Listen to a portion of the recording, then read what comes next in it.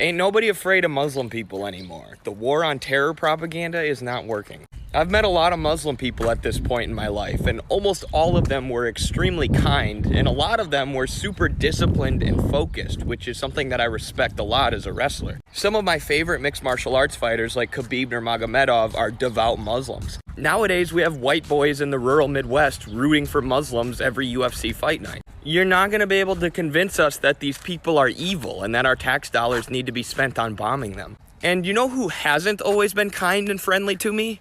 Israelis, Zionists. I talked to some members of the IDF on Zoom. It took them about 5 minutes to start saying all Muslim people are terrorists. And to be clear, I'm not talking about Jewish people. I'm talking about supporters of the state of Israel, who, with their violent, unhinged, and rude behavior, are turning more and more people away from their cause, away from Zionism. Meanwhile, Muslim people with kindness and friendship are bringing more people towards the cause of Palestine. There were a bunch of students at the student protests recently who converted to Islam. And the mainstream media was like, look at this, see, America's being taken over by Muslims. Now I'm like, I don't blame those kids for converting to Islam at all. The Muslim students were probably super nice and super awesome and super welcoming. And they're like, hey, I'm gonna side with these guys against the mostly secular genocidal monsters that we're protesting against. Shout out to all the Muslims.